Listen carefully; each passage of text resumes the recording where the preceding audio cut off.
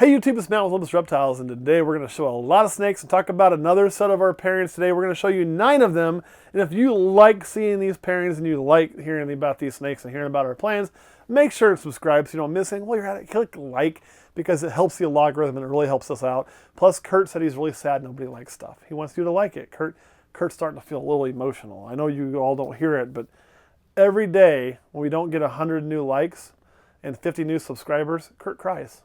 He cries, guys. And it breaks my heart to see that little guy cry. So make sure to like and subscribe. Make dummy accounts, like and subscribe. Get your friends to like and subscribe. Hack into somebody else's account, like and subscribe, and make them watch all of our videos too. That'd be great. So we're going to show you these pairings, and then we're going to go over to Patreon when we're done, which you should also check that out too, and talk about what our plans are, why we chose these pairings, what's going to be made available, what's going to be made for keepers, etc., so they can plan for what's going to be coming down the pipe so they get first chance to purchase. All right, let's get started. That's enough of that, all right? Let's just get this ball rolling.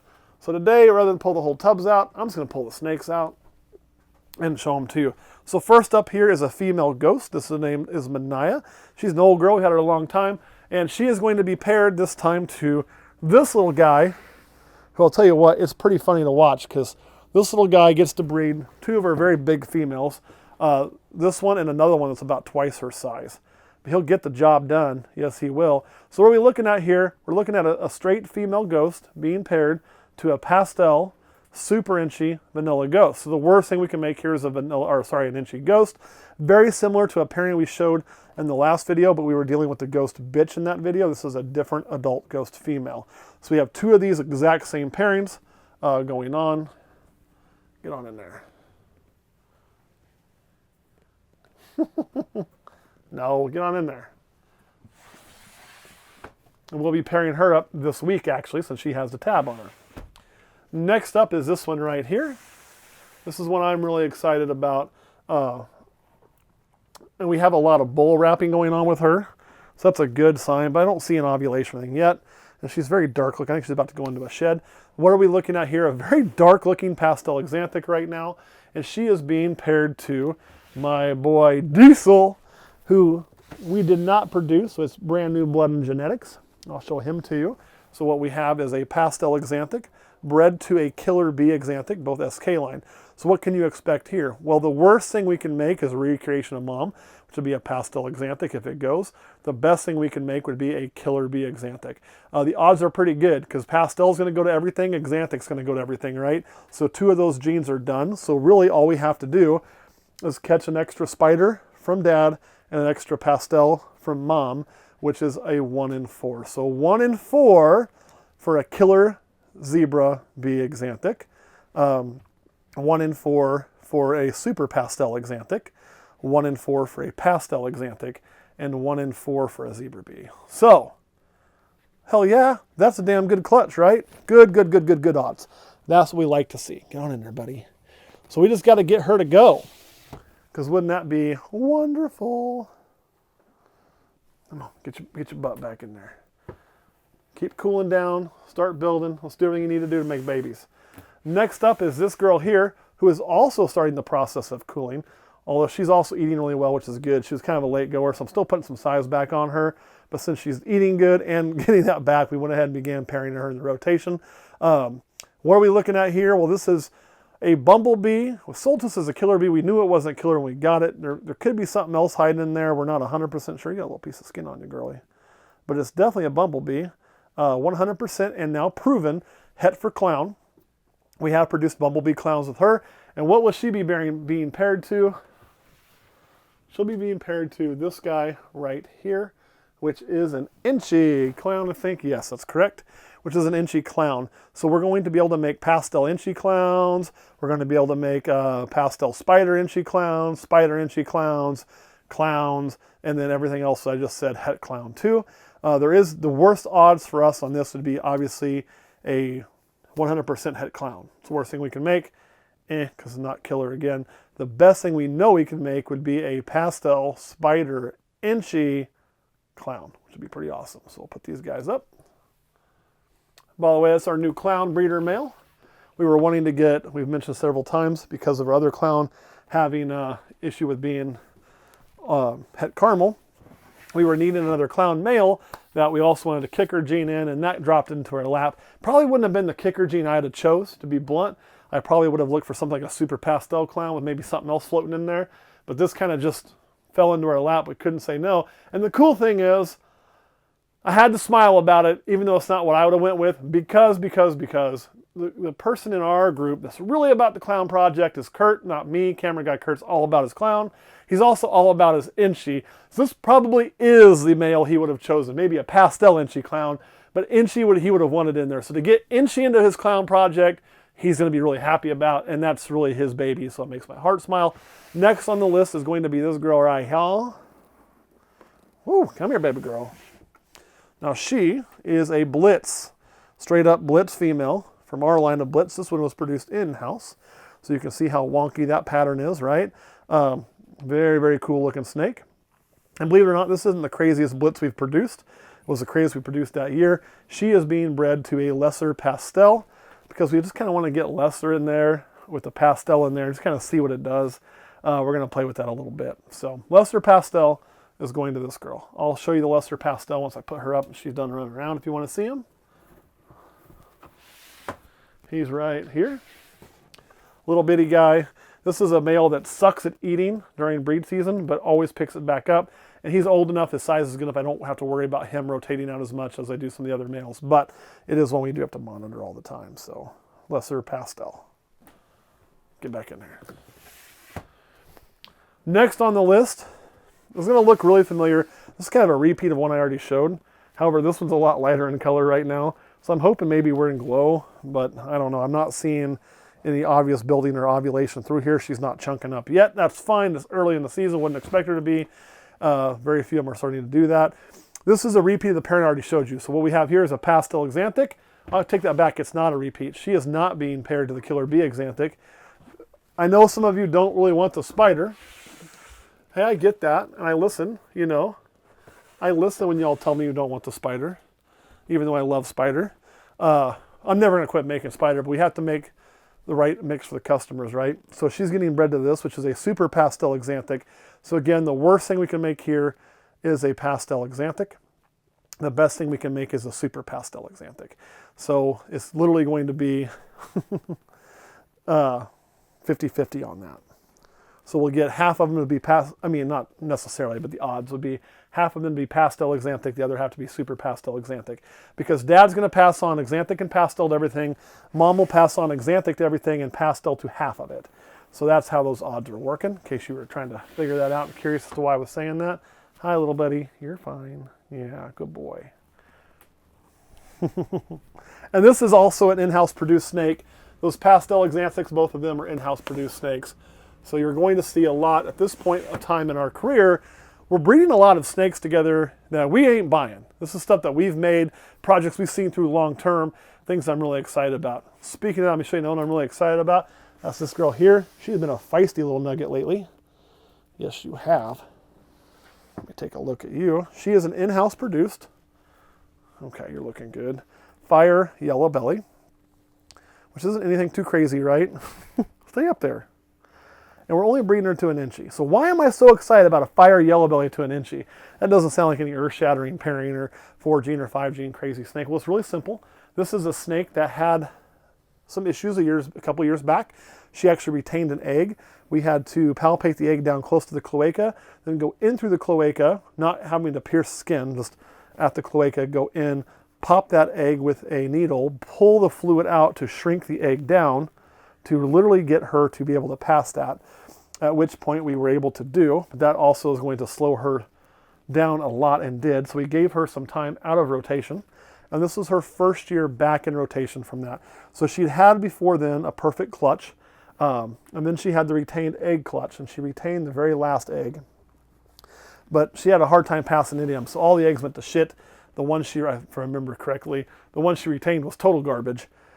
But yeah, so that was kind of that. So I'm really happy to put her back in the program. Now I'm going to tell you something. I'm going to say it out on camera because I want it to be in the open. If she does that this year, let's say we have another retained egg situation this year and we have to do some medical work and it goes, doesn't go well, she's done. And when I say she's done, that doesn't mean we're going to euthanize her. It just means she's done in the breeding program. So we'll either keep her and just let her be an ambassador or pet, or we'll find someone who will appreciate her as just a pet. But we'll rotate her out of the breeding program for her own health and safety, because if it happens twice in a row, then it's a thing. Even if it doesn't happen this year and it happens next year, like we're just getting that a lot from her, we'll still rotate her out, because we have to do what's best for the animal in that aspect. Here's next. This girl is one that you'll see is very thick. She's in the middle of ovulation, so I won't keep her out too long. I don't want to stress her. This is a really light color for her. She's a het true ghost, so she's het for axanthic, and she is also het for ghost. So really cool. She's been bred to a het true ghost. Again, in-house produced animals. So het true ghost spiders. We're hoping to produce some true ghost spiders. That's going to be our goal there. It is a brother-sister pairing, so we'll see what happens. Come on, buddy. I'll show you the male. Sometimes he's a little wonky. He's one of my few spiders that does get wonky at times, especially when in the air, when he's excited. But he's doing pretty good today there. So you can see he's very dark in the sides too, a very odd looking male. But he's really kind of cool. So we're hoping he has produced before. So this is a proven pair, although we have never produced a true ghost from it. I produced visual axanthics. I believe I produced visual ghost. But I've never produced a true ghost yet. So hopefully this is the year, right, buddy? You gonna get it done for me this year? I hope so. Let's get you back in there. Now this is a snake that when we do feed him, we always have to give him smaller meals. He's never been one that wants to eat a big meal. He's an African soft fur eater. He's been stuck on that for years. And he gets so excited that he will display decent wobble when he's excited. You can see out there he does fine, but when you go to feed him, he's like, "Wah!" He wants to eat. He gets kind of crazy. He's kind of fun. Didn't show the Inchi that was breeding Hestia. I did not. You're right. I was talking about being so excited. I forgot to pull out the Inchi. So this will be the Inchi that's breeding Hestia. And again, this is one of Kurt's original snakes when he first started getting into this. This is one that he bought originally online, even before we were business partners. We were just buddies and playing poker together, and he was watching how much fun I was having and kind of said, you know what, I want a piece of that. And I said, well, I got this big empty rack. You could buy them and just keep them here if you want. And so he did, and we're breeding him this year, which also I think makes Kurt very happy. So we kind of bought the snake. We really didn't use it. So the fact that this guy's going to get a chance to be bred, and it has really nice color for an Inchi too. He's got a lot of that bronzy color. Makes Kurt very happy, I believe. Close him back up. And that takes us to this Orange Dream Pastel. Now, this is a snake that I'm really hoping goes this year because I thought she was going to go last year and she didn't. She is one that tricked me. You know, even if you've been doing this a while, some girls will still trick you. She was looking so thick, it's the way she'd lay, and she'll coil a lot. I thought for sure she was going to go. She didn't. This is an Orange Dream Pastel. So, give you an idea of what we're working with. And also in-house produced. This is a non-in-house produced male. Now, this is one of my older males who, man, this guy thins down like crazy during breeding season. He loves to breed, then he'll go into a cycle where he just pounds food. And he will eat during breeding season. He's eating now, but he likes his girls. So this is what are you doing? There you go. He figured it out. This is a pastel axanthic, no extra genes in it. This is a Florida-produced snake from, oh man, why can't I think of it? I bought it on the Buy It Now auctions a long time ago from that guy that does all the Buy It Now auctions, whose name escapes me. And we're breeding that to her. And you can see she is so excited I'm here. You're fine, girlie. There you go.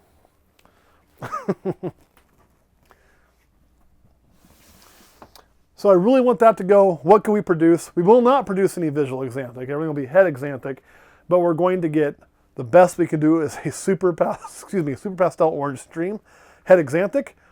That would be really, really cool in my opinion. So, and then of course I like axanthic so much you can guess. I'll give you a sneak peek about things we talk about in Patreon on this kind of stuff. I'm going to talk about if I make that, what I'm going to put back here in my pocket and it'll never see the light of day, and how much this will see the light of day. The last pairing on this rack, because below that we get into blood pythons, is just this old normal girl here. She's just an old normal.